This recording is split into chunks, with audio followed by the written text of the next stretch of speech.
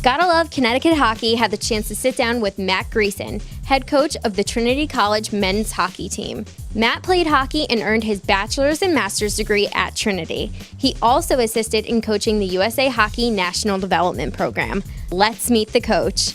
Hey Matt, thanks for taking the time to meet with us today. Thanks for having me. Anytime. So what is your role at Trinity College?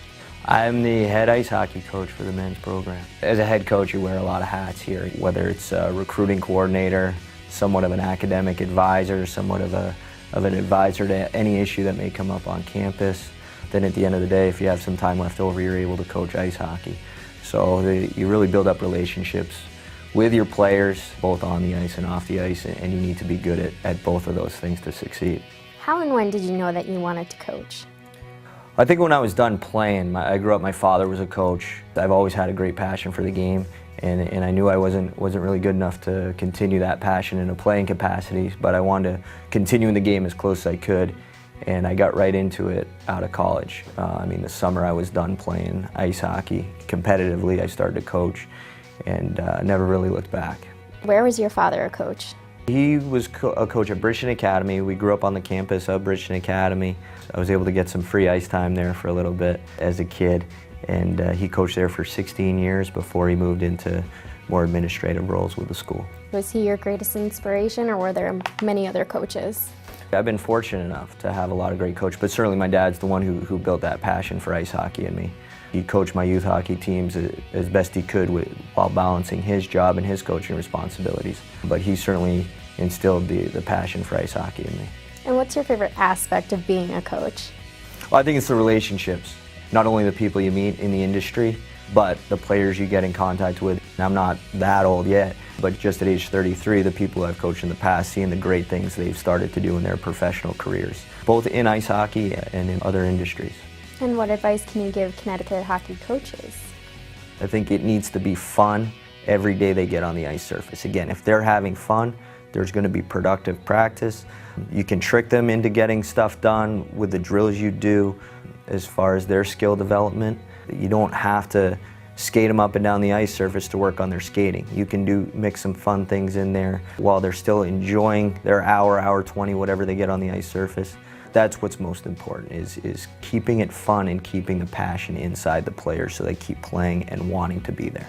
Now, you played here at Trinity and were an assistant coach before taking the head coaching position. What's it like being the head coach of a school that you have so much history with? Oh, it's an honor. It's a dream come true. I don't think there's anybody in the world who enjoys their job more than I do.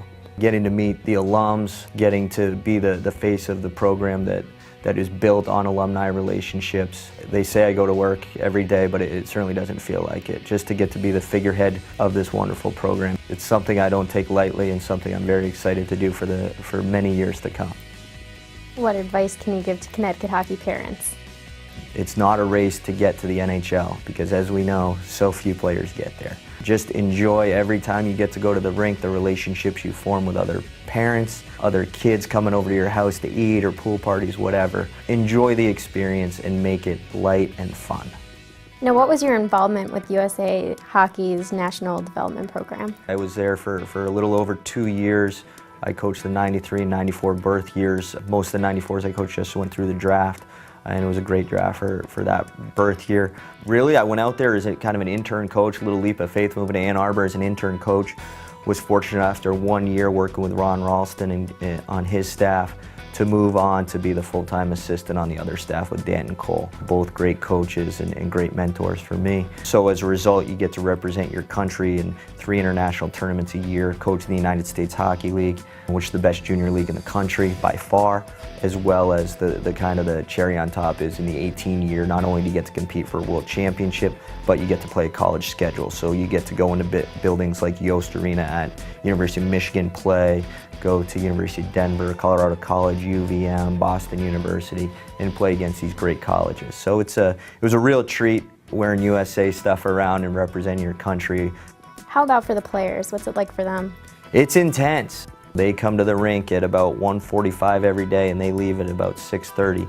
And there is complete training there, whether it's strength and conditioning, sports psychologist, life coach, boxing coach, as well as obviously the on-ice component. But it is a huge, huge commitment for a 16-year-old to make. They move away, they bill it with an unfamiliar family, who soon they become part of that family, but at first it's quite a culture shock. It's a huge, huge leap of faith for them to do that. And the ones who are able to do it successfully, obviously you see succeed to the greatest level. What advice can you give to players who are looking at Trinity College? I probably meet with 200 recruits a year, and half of them, I just can't recruit them because they haven't taken care of the academic component. And if you don't choose to work hard in the classroom and achieve as high as you can in the classroom, it's just not going to work here. The hockey will take care of itself. I don't worry about that. You're going to have the passion for ice hockey. You're going to get better. So I've got to find people who are ready to play in the NESCAC, both academically and athletically.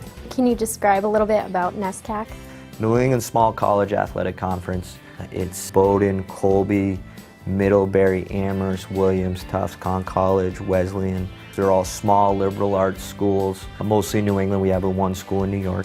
They're very challenging academically, but if you're able to conquer those academic challenges, the opportunities afterwards are really endless. What's unique about Trinity? It's a small liberal arts school with a beautiful campus inside a city.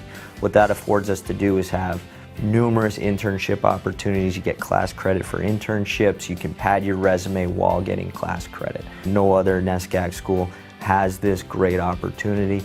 Being in a city is our greatest advantage, and we continue to utilize it, and the kids that come here not only flourish from the internship opportunities, but they also are rewarded afterwards when it becomes time to look for a real job.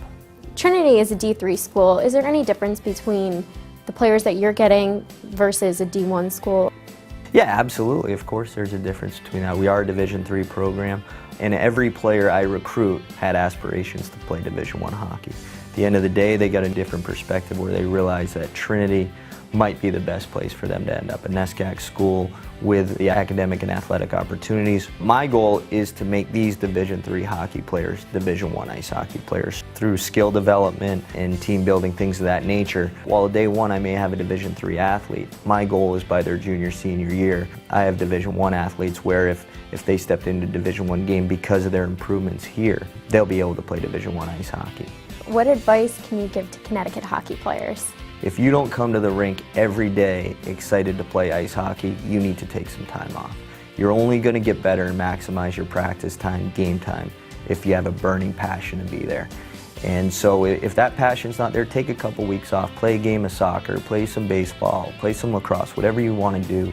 But try to maintain that passion, because if you practice passionately, you're going to get so much better, and then the game becomes more fun and more fun the better you get.